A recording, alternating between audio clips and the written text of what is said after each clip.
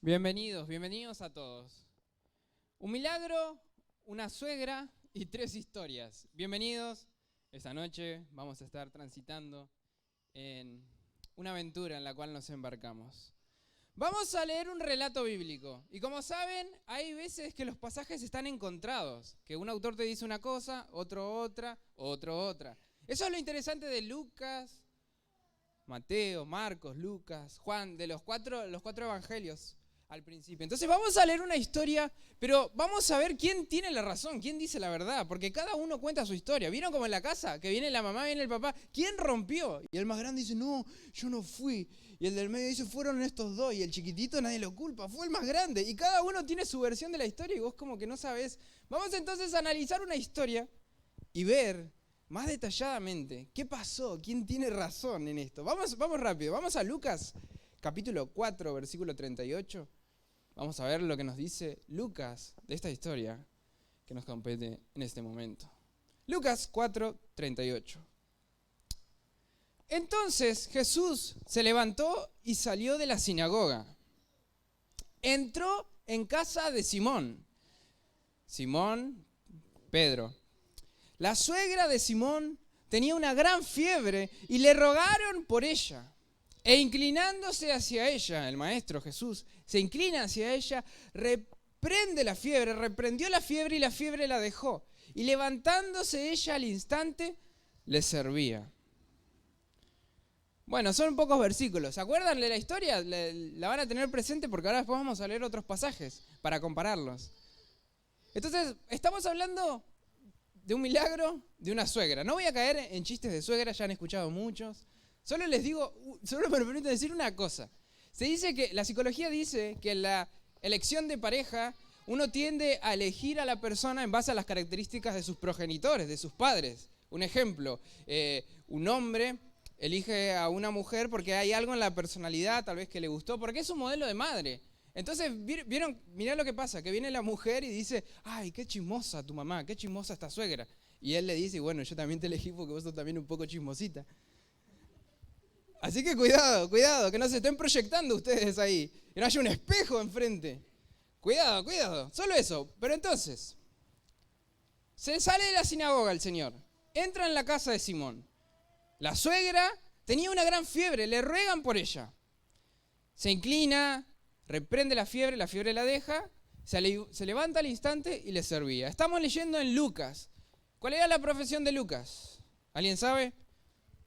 ¿Y cómo saben? ¿Lo conocen? Mirá que vivió en el... Sí, exactamente, era médico.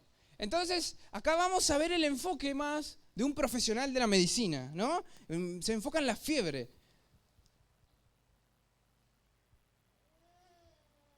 Pero ahora vamos a ver otra versión. Vamos a ver lo que nos dice otro de los apóstoles. Vamos a Mateo. Mateo 8:14. Mateo capítulo 8, versículo 14. Vino Jesús a casa de Pedro. Mirá, el otro ya le dice Simón. Vino Jesús a casa de Pedro y vio a la suegra de este postrada en cama con fiebre. Y tocó su mano y la fiebre la dejó. Y ella se levantó y le servía. Y sigue la historia.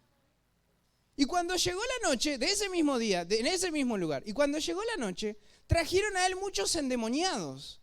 Y con la palabra, el Maestro Jesús echó fuera a los demonios y sanó a todos los enfermos, para que se cumpliese lo dicho por el profeta Isaías cuando dijo, Él mismo tomó nuestras enfermedades y llevó nuestras dolencias.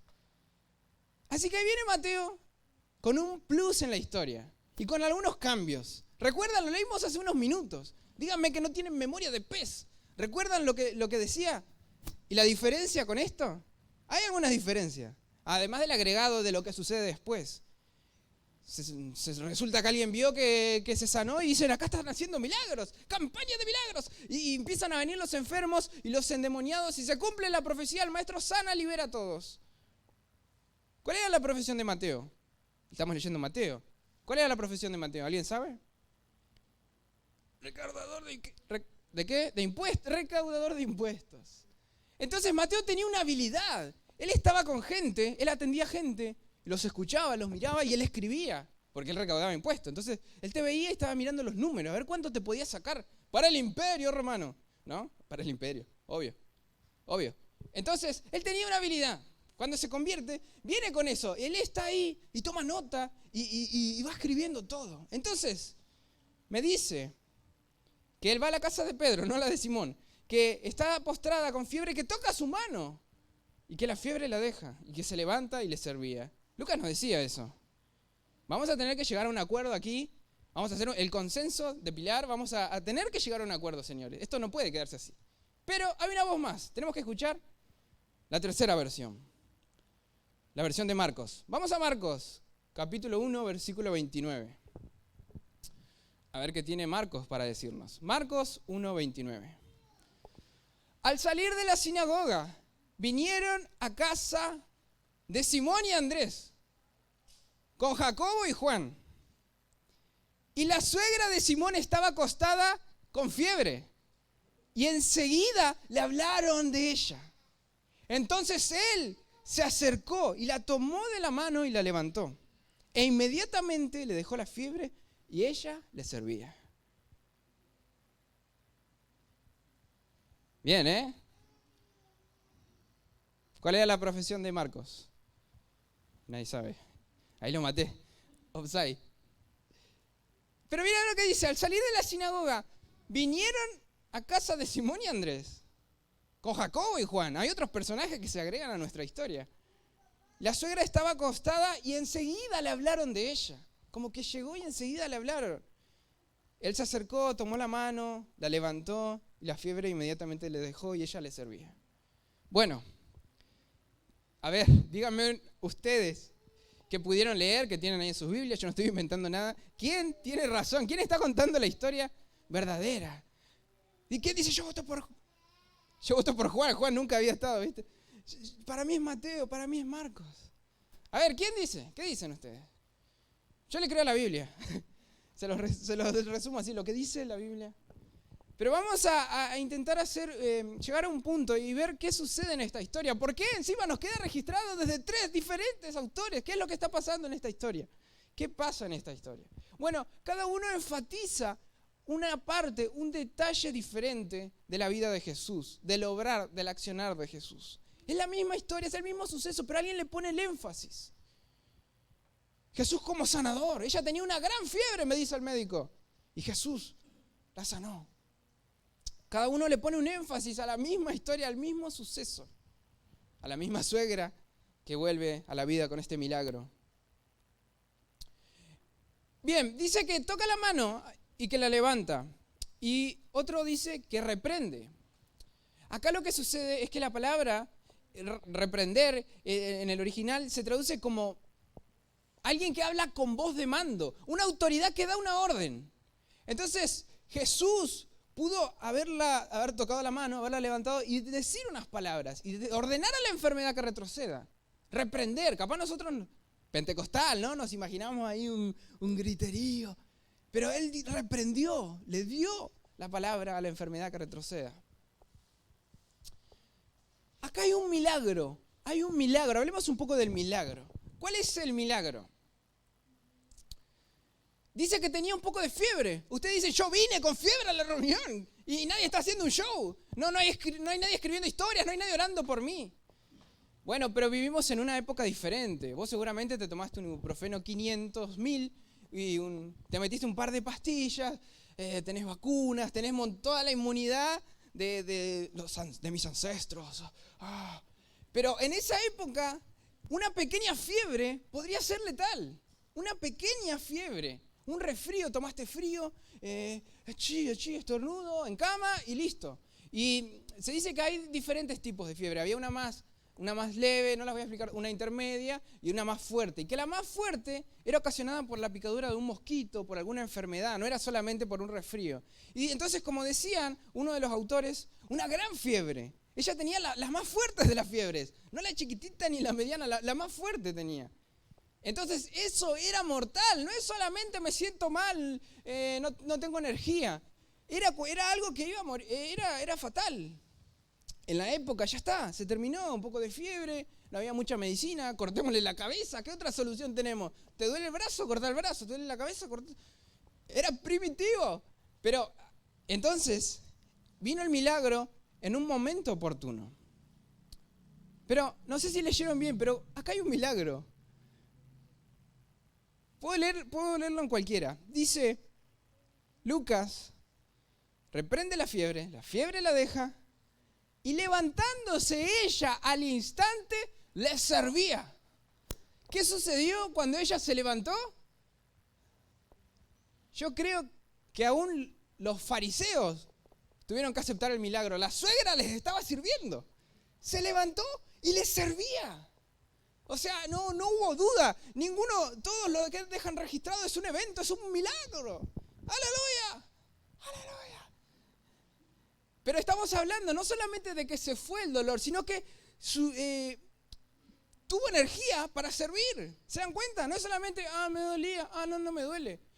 Vino la energía y ella sirviendo a Jesús. Pasó de estar en cama, de estar despidiéndose las últimas palabras, a estar sirviéndole a Pedro, ahí al chernito. Hubo un milagro en ese accionar.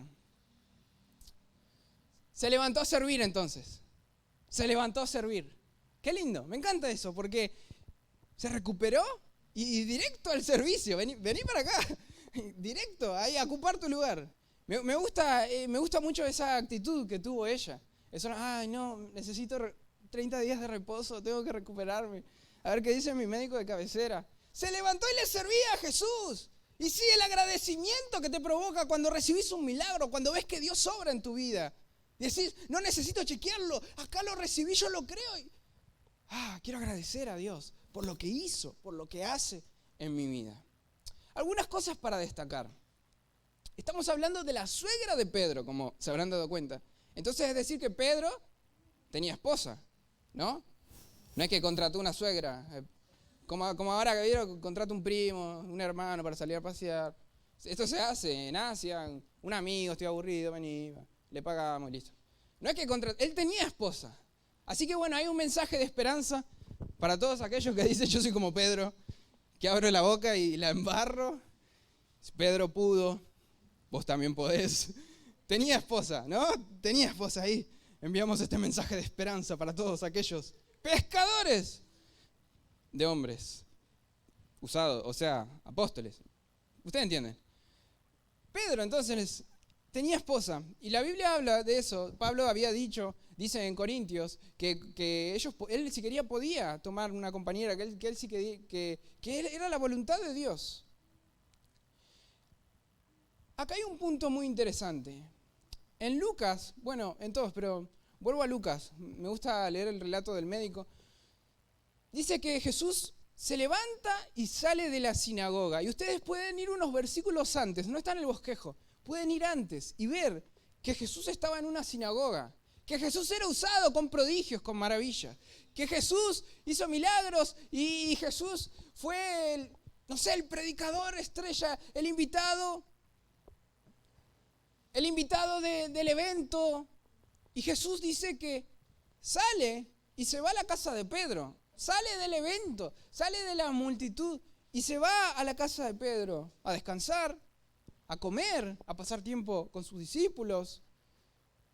Acá yo veo la parte más humana de Jesús, porque Él terminó de predicar, Él terminó de enseñar, salió de la sinagoga, salió del culto, diríamos ahora, y se va a la casa de Pedro, con Jacobo, con Andrés, con todos.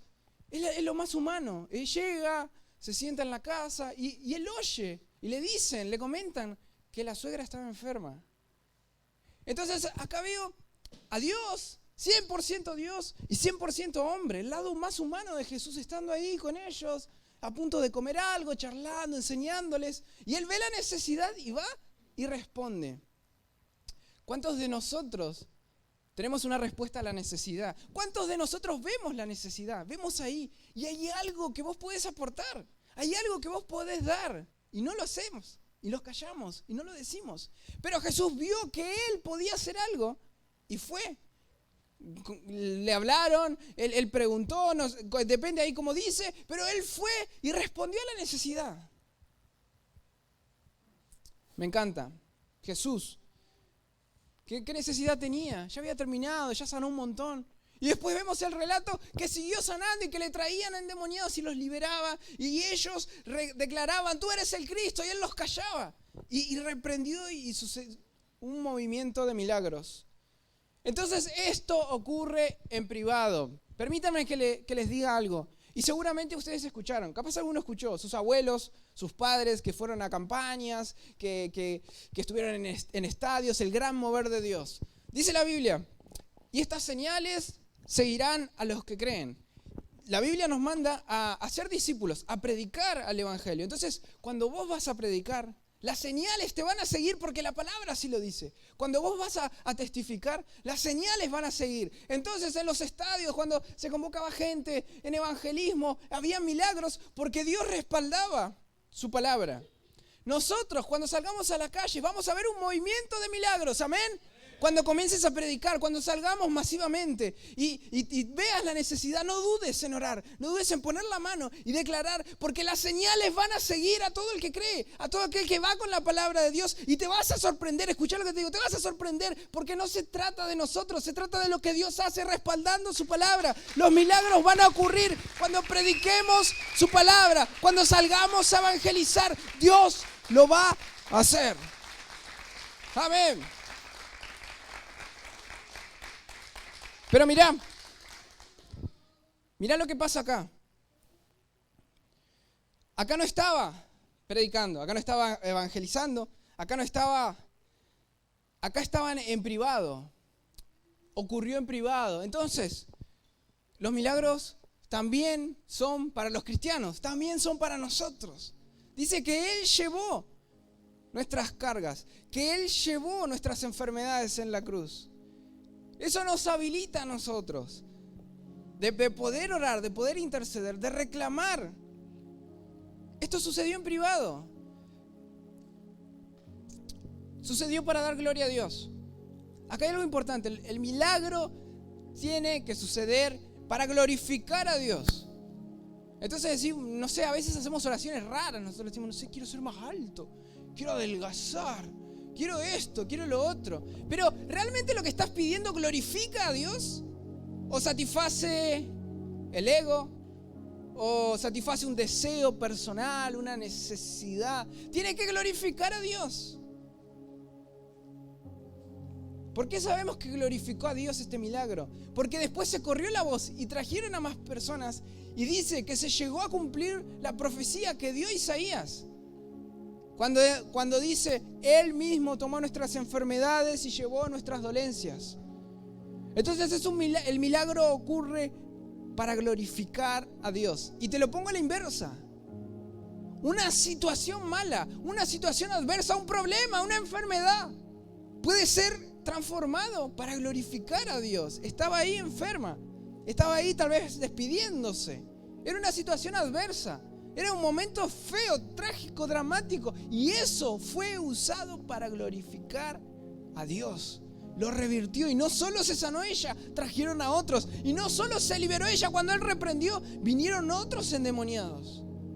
Y ahí estaba el maestro, glorificando a Dios.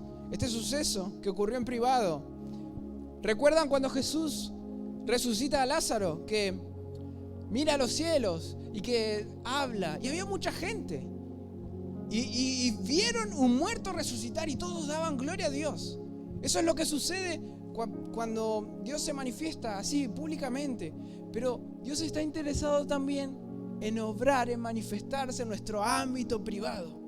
Tal vez creemos, tal vez nosotros estamos más predispuestos. Voy a ir cuando ese pastor me ore. Voy a ir cuando ese profeta me diga va a suceder. Tenemos esa fe, esa expectativa y es genial. Porque es necesario para que el milagro ocurra. Pero cuando estamos solos en nuestra casa, no nos animamos, no nos atrevemos. Es el mismo poder, es el mismo Dios que está interesado en sanarnos, en revertir nuestra realidad.